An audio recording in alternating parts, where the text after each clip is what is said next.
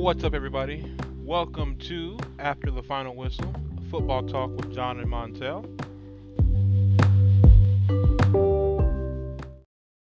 This is episode number one. Hello, welcome to After the Final Whistle. My name is John, and big Green Bay Packer fan. Disappointed by that loss, but we'll bounce back. Last time a team lost 38-3 to the Saints, they won the Super Bowl last year. So I have hope, and I'm going to go ahead and kick it over to Montel now. Yeah, I'm Montel. I guess, a masochist in a way. I'm a Vikings fan. So, by nature of division rivalry, me and John should absolutely hate each other, but we're real good friends. But yeah, I mean, I'm from native Tulsa. I'm not sure about you, John. Where you native to, buddy? I am native to the Tulsa area myself. Uh, Two Tulsa boys. So yeah, we're here, man. We're doing our first episode. Like you heard earlier, it's episode one. We don't exactly know what we're doing yet or how it's going to work, but we're going to give it a shot, and we appreciate you all tuning in. I guess our first topic of discussion is going to be the injury report, and I think it's pretty interesting what's going on in Baltimore. Have you heard about some of those different injuries there? I have a lot of torn ACLs and Achilles, just ending seasons left and right. Well, my thing is like whoever their strength and conditioning coach is, maybe needs to be fired, in my opinion. Uh, or I don't know, maybe they need to returf the field. I mean, I'm not a strength and conditioning guy or a field expert of any kind, but you have, let's see, I think it's three ACL tears. One guy's banged up with the knee, and supposed to come back, and then they had a guy tear his Achilles too. I think it's seems more like a meme than anything. I mean, what's next? I mean, there's really no one left on Baltimore's team that can get hurt at the skill position. So um, you also had Ryan Fitzpatrick with the Washington football team. He has a dislocated hip, gone 6 to 8 weeks. You think they'll be in bad shape starting the backup, the Heineke, Viking great Heineke, might I add. I don't know about bad shape. I mean, he started a few games for him last year, so I mean, he has that. Um, so we'll see how they do. I mean, they got to get past who was it? The Giants this upcoming week. No, they actually played them yesterday, I think, and they won by 1 point. Uh, Okay. yeah, it was Thursday night football. Yeah, but he did start that game. Uh, Yeah. I yeah, I'm kind of with you. I mean, 6 to 8 weeks, it's a long time and all, but um, I don't expect them to net like a loss or two just because they have to play Heineke instead of Fitzpatrick. Fitzpatrick is a career journeyman, not good, not great. He's probably just not a Hall of Fame guy, but probably a Hall of really good. He's decent. He's more of a mentor, it seems, to any team he goes to. So I don't think he provides any real value to the team. Other, I guess, notable injury, we got Jerry Jeudy from the Broncos, high ankle sprain. It says 4 to 6 weeks, but I've had teammates in high school have a injury in week one like that, and he wasn't ready to go until the playoffs, which was like week 11 or 12. So, from what I understand, high ankle sprains don't usually go away real quick. Yeah. I mean, I, I'm thinking it's going to be closer to that 6 week mark, maybe a little bit longer. I mean, ankle sprains are not something you can just bounce back from quickly. No, no, and he also probably, I don't want to say screwed over a lot of fantasy owners, but there's probably some people that drafted him in fantasy that are probably going to be hurt at the wide receiver position because he's supposed to be the, I guess, number one or number two target, depending on, I guess, who the starting quarterback was. It's Teddy, another Vikings great, by the way. But Well, let's yeah, I just mean, say that I am one of those fantasy owners that is hurt by his injury. I actually didn't even look at your roster. That's that's what makes it kind of funny. I didn't even see that you had him. Uh, Yeah, we'll move on from injury talk and uh, talk about some around the league news stories. This is pulled um, Wednesday of this week, so that puts us at what the 15th. So anything before the 15th is here. Did you hear about that assistant coach? I think his name is Greg Lewis from Kansas City, pushing that Browns player, Ronnie Harrison, on the sideline. I did. I did. I do think What the that they need to look into that and, you know, hold coaches to the same level they hold players. Because if that was a player, there'd be a fine and maybe a suspension coming. dude? Yeah, there would be. They kicked Harrison from the game. And for what I understand, as of recording this podcast, nothing's happened to that coach. And it's not like the Cleveland player like initiated the contact. He was literally on the sideline, like just kind of surrounding the pile, and the coach just pushed him in the chest, and he retaliated by pushing him back. So I think it's kind of I'll be nice here and say bullcrap that he got kicked, but nothing's happened to the coach. The NFLPA president, J.C. Treader, he's the starting center for the Browns. He's kind of on the same boat as us. Sorry. He's calling for some disciplinary action, but I really do think the league needs to do something about that. That's kind of uncalled for. I mean, you're supposed to be setting an example, and you're pushing your opponent after the whistle. He's not even a player, so I don't understand what the need to step in was. Next story I got. I could think of before we move on is he was maybe trying to think he was defending his player on the sideline. Right, but it's not like the guy was doing anything like malicious. He's just literally standing over them. But I don't know, man. I'm with you. I think they need to hold the coaches and players on, if not the same, hold coaches even more accountable for their actions, because there's no place in the league for behavior like that, especially from an assistant coach. So. Right. Yeah, I definitely agree with that. There was also another story. Mike Vrabel, he called out Julio Jones after a personal foul. Did you happen to catch what he said about him? I did not hear this one, no.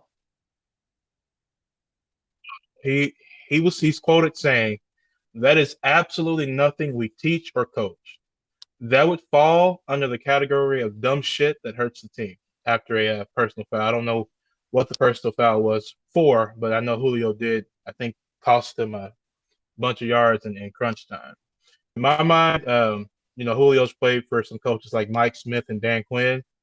I don't think they would have ever called Julio out publicly like that, but I think Vrabel's probably like a god tier kind of person in terms of like cutting through the bullshit. He did play for Belichick for a long time, so that style seems to translate well to what he's trying to do down there in Tennessee. Thoughts? Yeah, I agree. Coming from that Belichick coaching tree, I mean, you do something stupid, they are going to call you out for it. It doesn't matter who you are, how high prolific you are in your position. They're just not going to deal with it. I like it, man. I think if the Titans ever fire Vrabel, I mean, I'd have no problem with him replacing Zimmer. But we'll talk about that on another episode further down the line, probably, because I don't think Zimmer will be around very long. Another story: Trevor Lawrence lost his first regular season game ever that he started. Clemson did lose a game last year to Notre Dame, and he didn't start that game. He was on COVID protocol. I just thought it was interesting that he's won, if I had to do the math, something like 80 games in a row and never lost one. That's pretty impressive. But sucks streak ended. But welcome to the NFL, little man. Yeah, I agree. That is extremely impressive. I feel like the Jags have a long way to go. They didn't look great, but you got a rookie quarterback back there, so yes, things are going to take time. There's that learning curve. All right, what a fall from grace. Where were they playing the Steelers like 3 years ago in the playoffs with Blake Bortles, and they've had like 15 years of mediocrity, like 1.5 good years, and now they'll probably have 15 more years of just sucking. So, Yeah. so Yeah. sorry if any Jags fans listen, but it's the hard truth.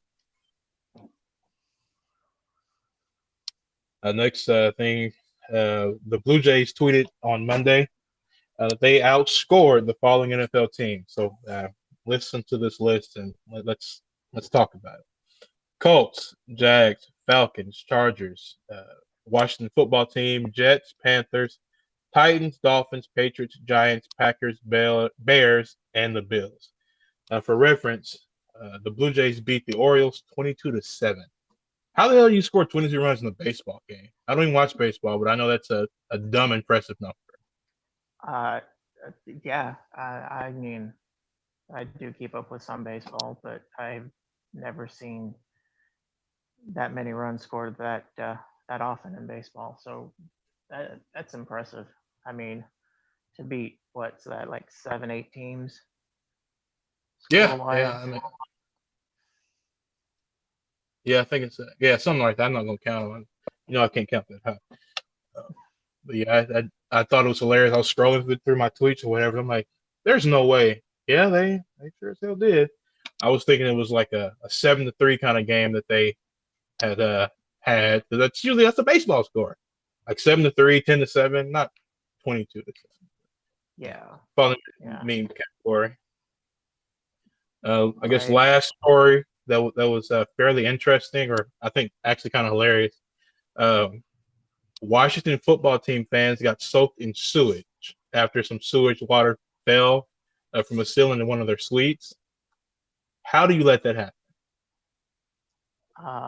Poor facilities maintenance, it sounds like, or just a water break that they weren't Not only is there like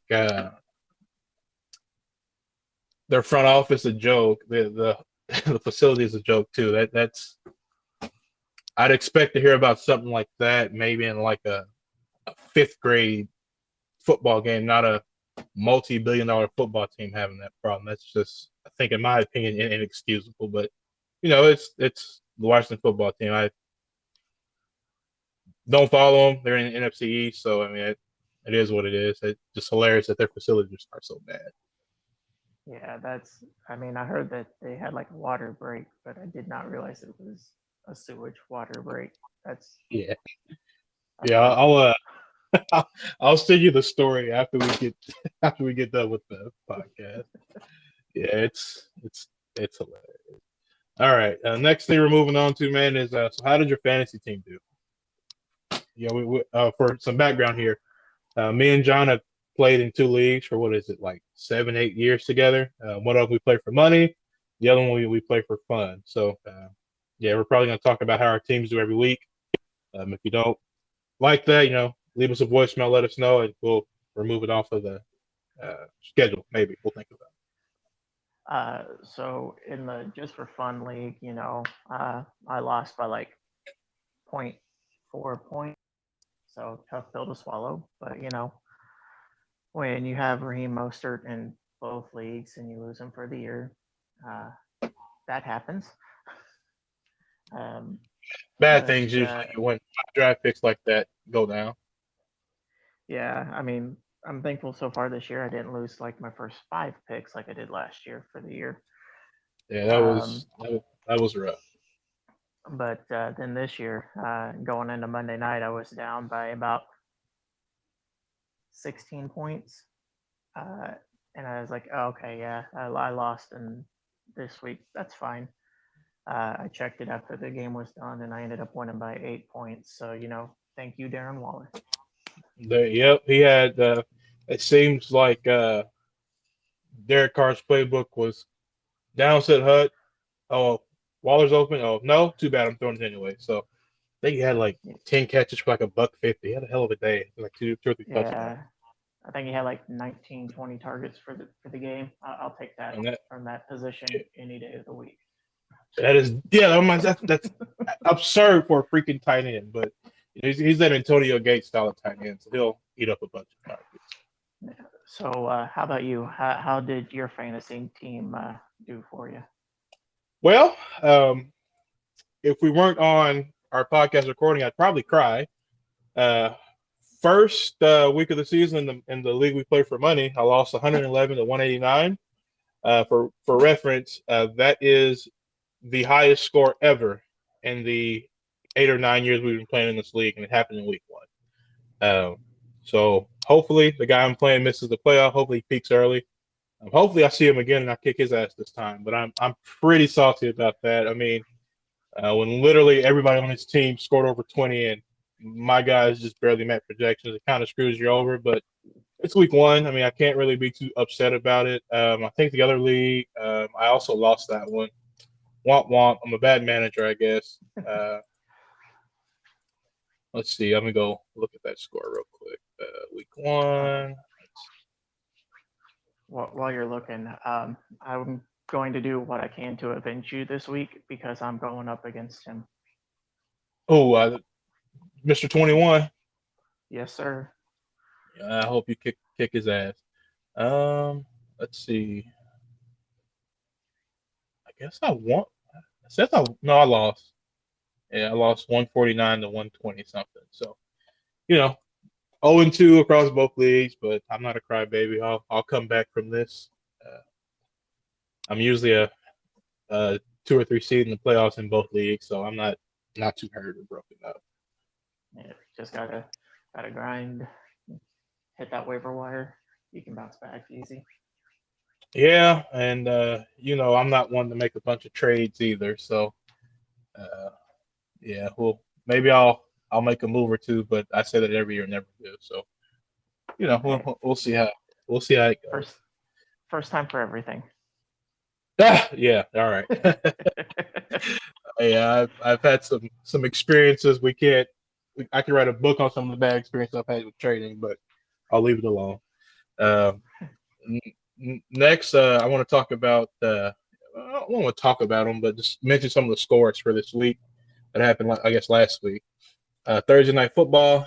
Bucks beat the Cowboys 31-29. I didn't watch much of that game, but from what I understand, it was probably one of the most watched games ever on Thursday night football. And I don't know. I don't think the Cowboys are going to the Super Bowl, but they're probably a playoff team this year. The Bucks re-signed, or sorry, they didn't re-sign. They retained 22 of their 22 starters on offense and defense, so they'll probably go back to the playoffs this year. I don't know. What do you think, man?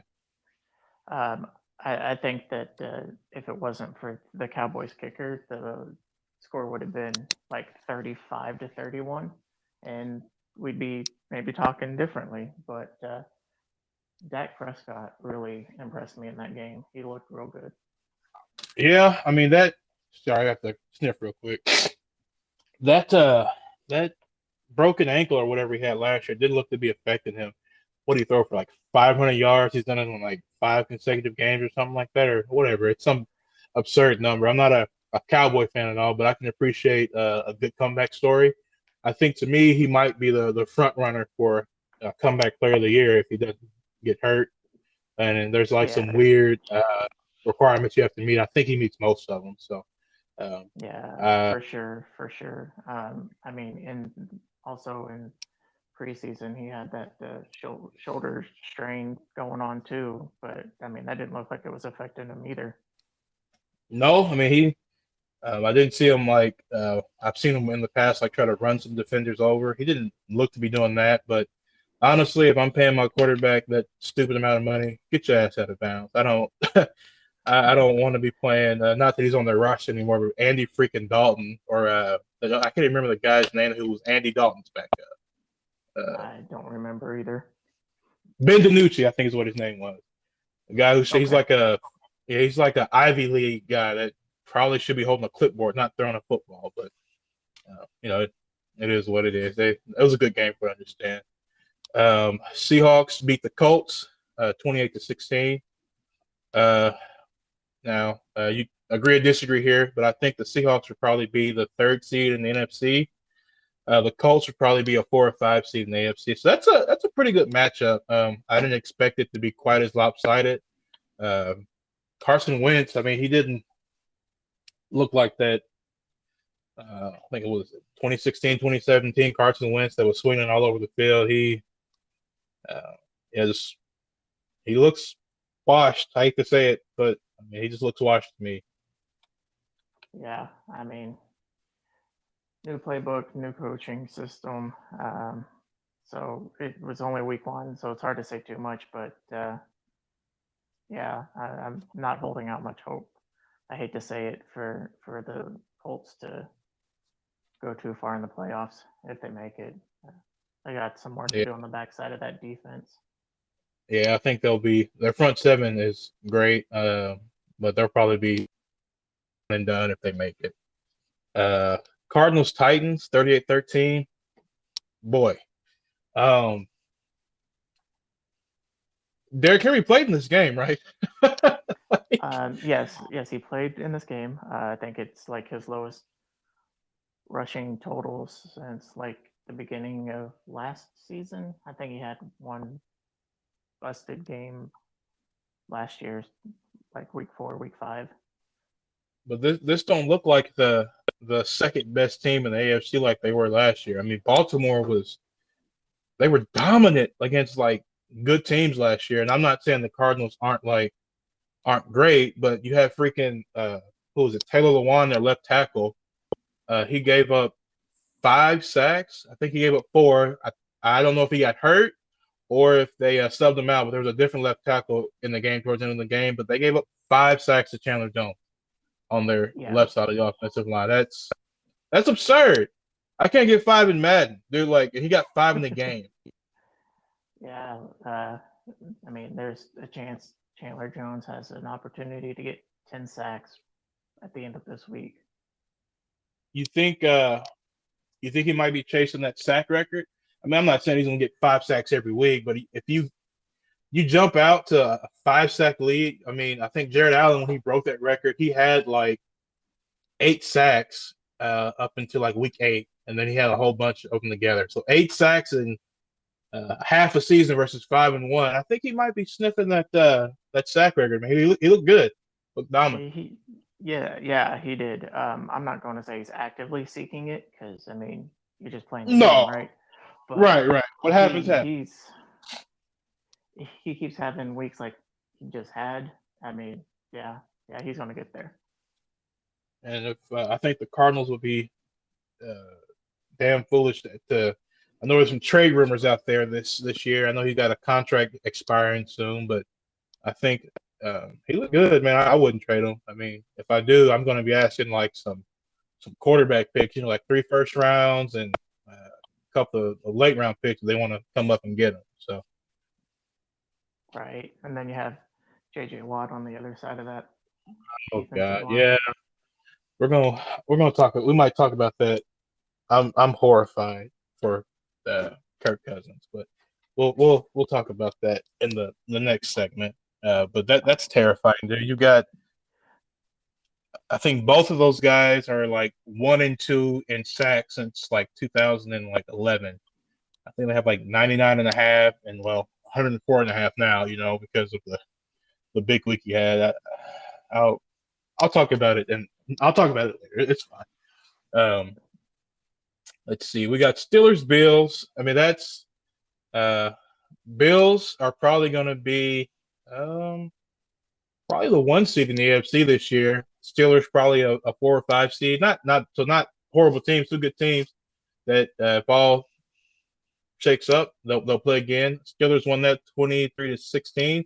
I think they lost two. I think the Steelers lost the last 2 meetings that they played the Bills. So um, good hard fought game. I mean, there's not a lot to say about that. Honestly, it's not a shocker that it came down to the No, last minute. Not to me.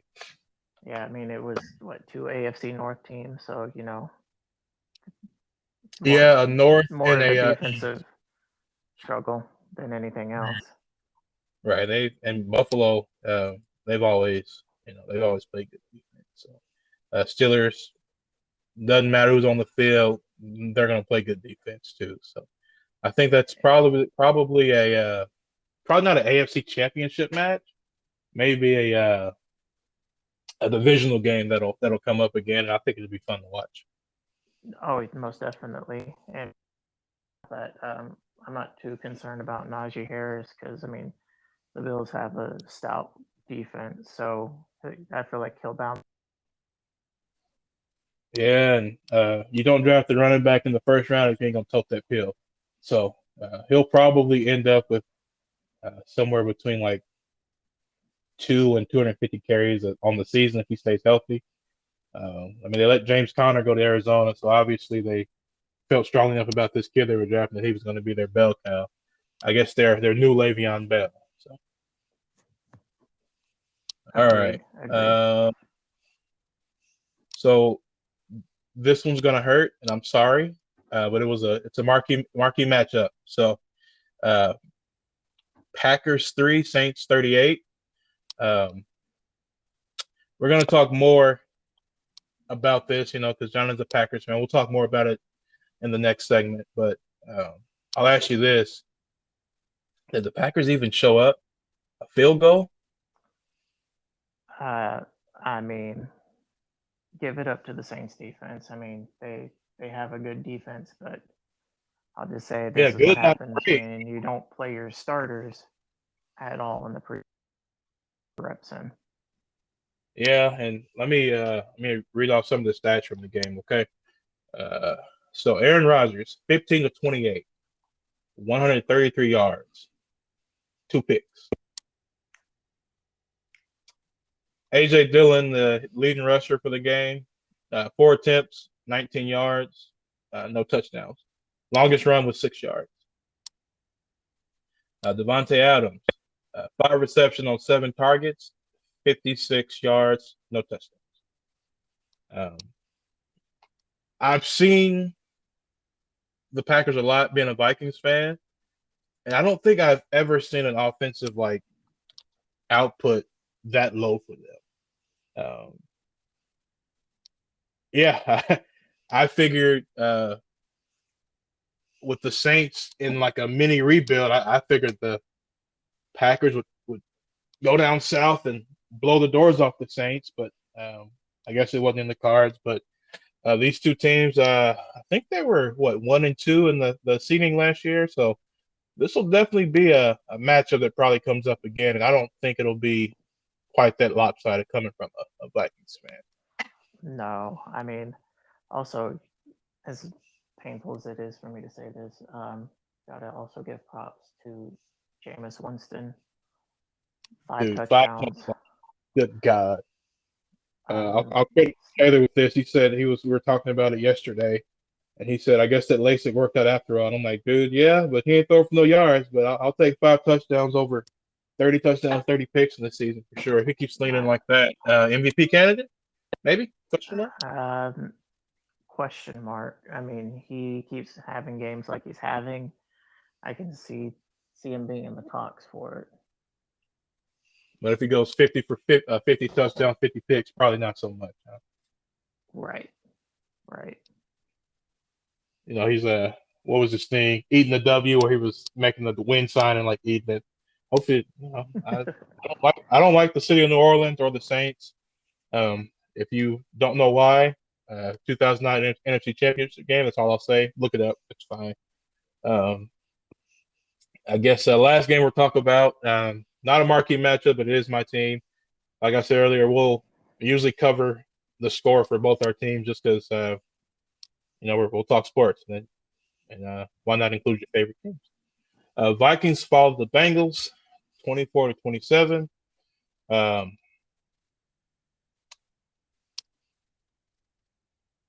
really don't know what to say, man. I mean, I guess I'll get into the rant part of this podcast. The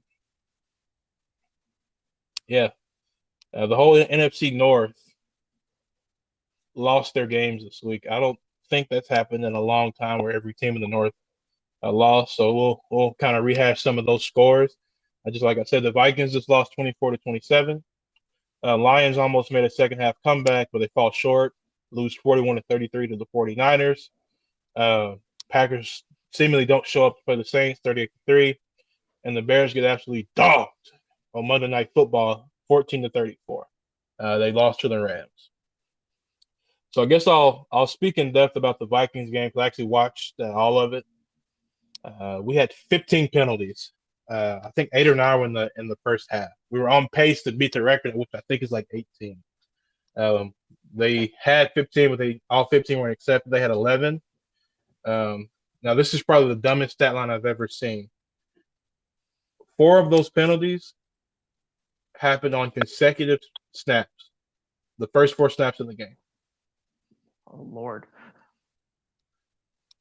One of them, 2 of them were on the fullback, and I went back and I kind of watched the tape of it.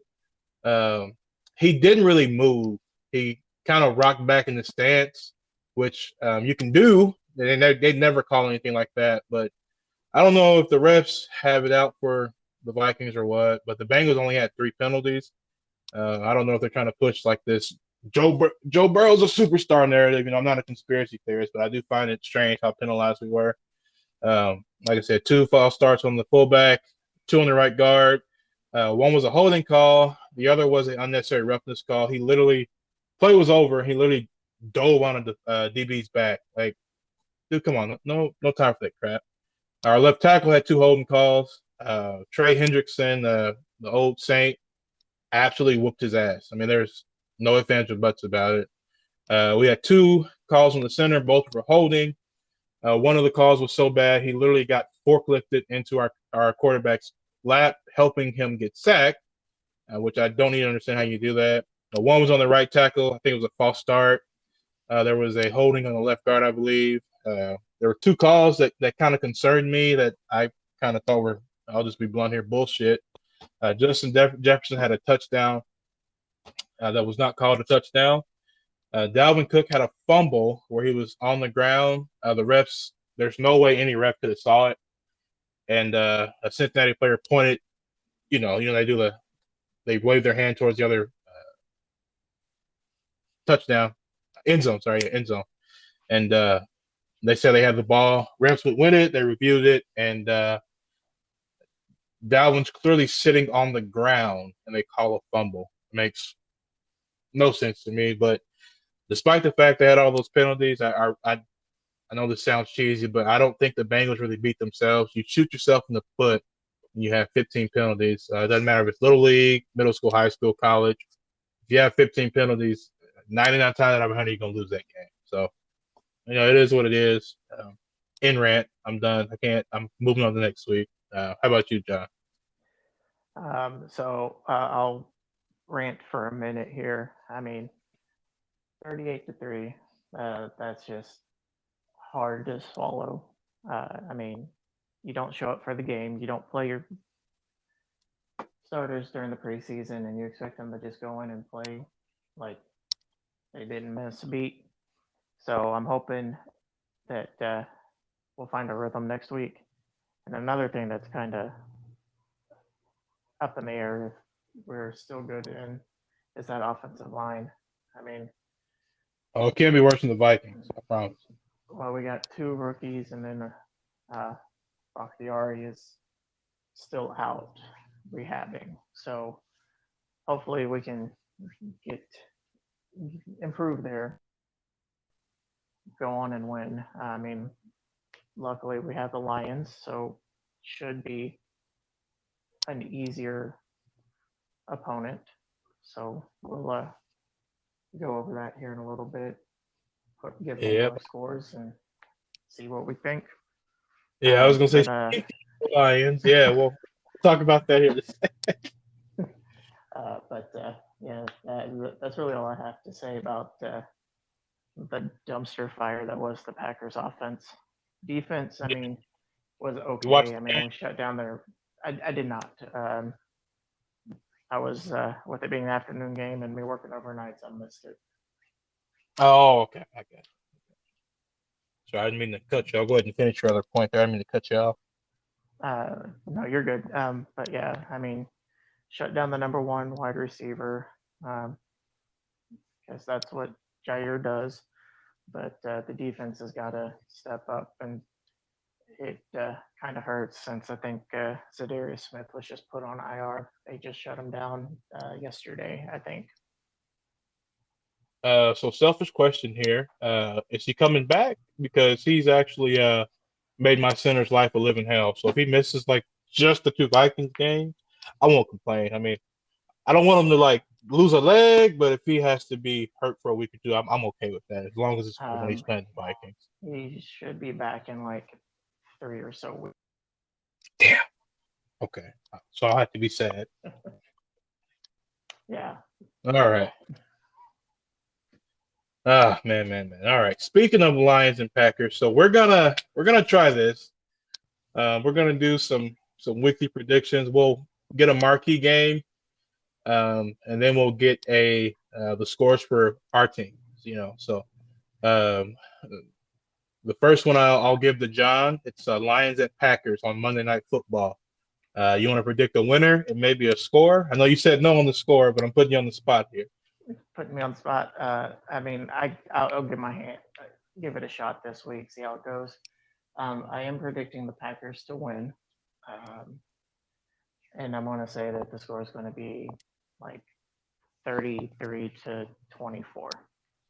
33. Okay. I mean, and you said Packers. I'm gonna put this in the notes. 34. All right.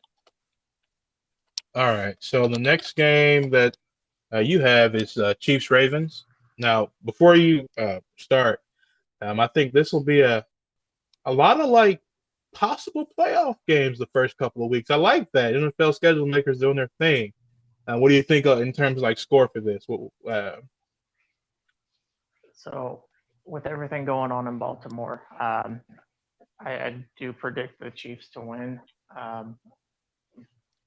So, I'm going to say this one score is going to be 35-28. I still think it'll be a close game, but I do think Chiefs are going to pull it out in the end.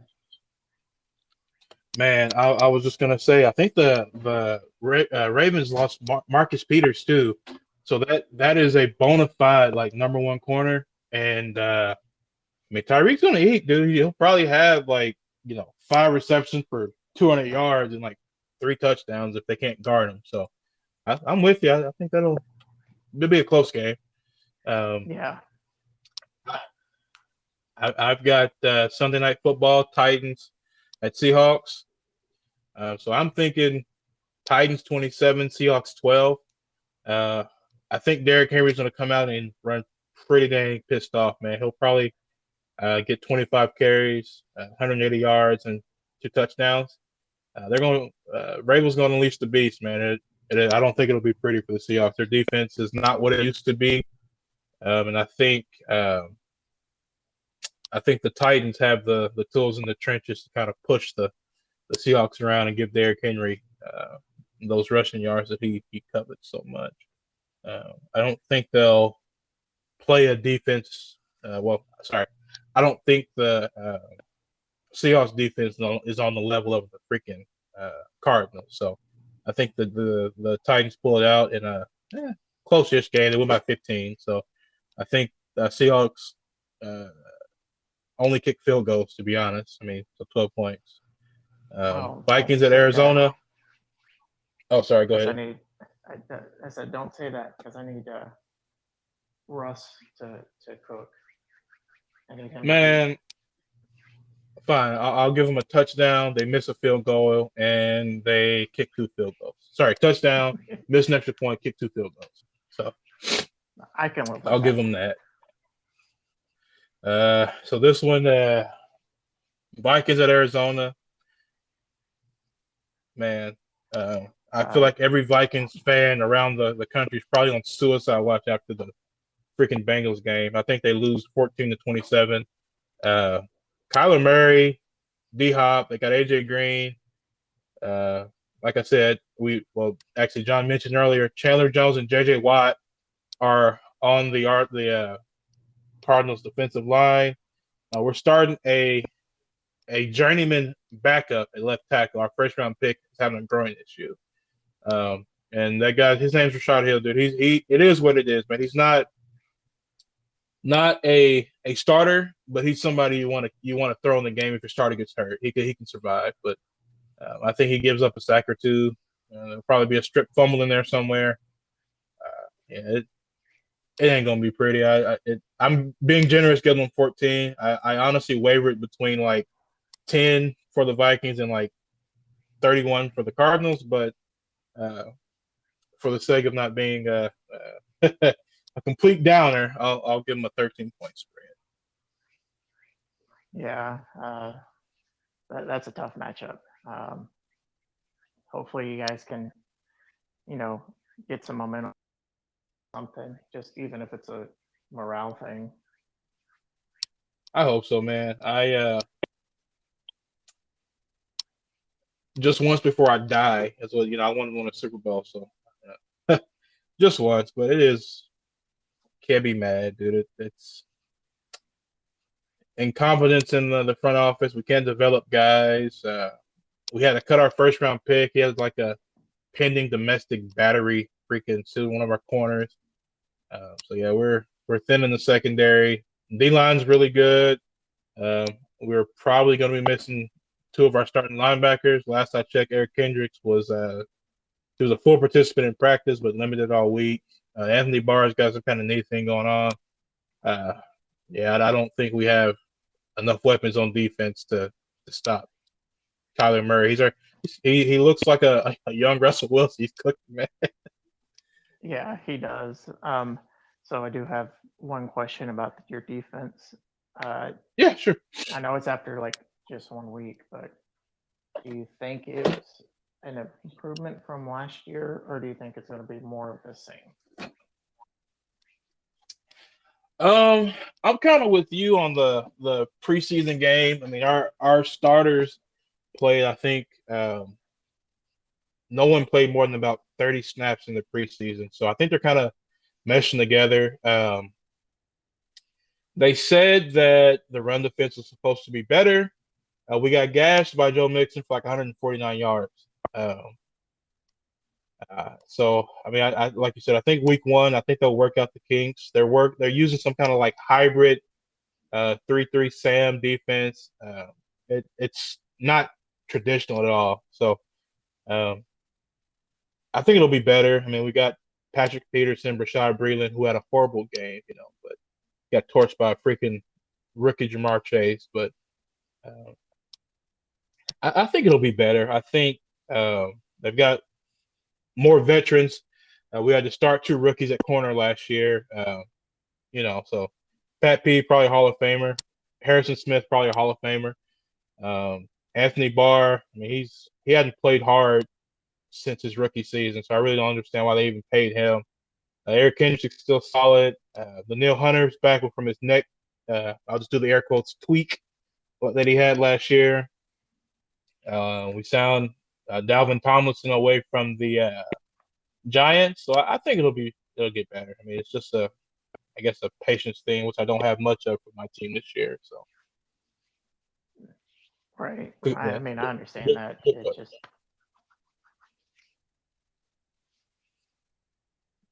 it's gonna take a lot. yeah. So what are you thinking in terms of we did next week predictions? What about Super Bowl predictions? What are you thinking there? You want to do it? You can do a team, do two teams. I'm going to do a score. So I'm not going to put you on the spot this time, but uh, I'm going to do a score when it's my turn to go. So I am going to go ahead and just give you the teams real quick. Okay. I'm going to say out of the NFC, Tampa Bay. Mm-hmm.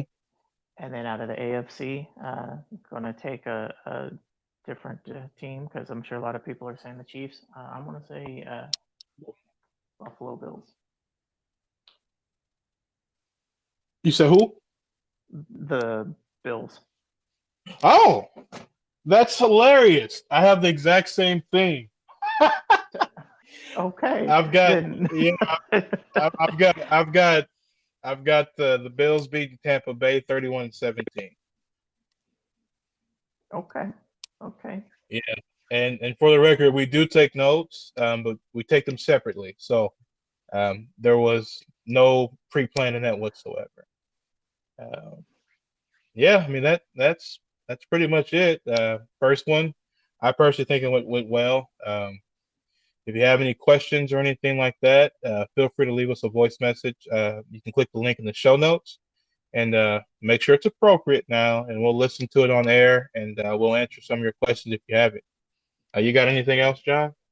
No. I think it went pretty good. So until next time, everybody. Yeah, I'll say I guess we made it to week 2. So right on. Well, buddy, I'll see you later, and once again, I appreciate everybody for tuning in. All right. Y'all take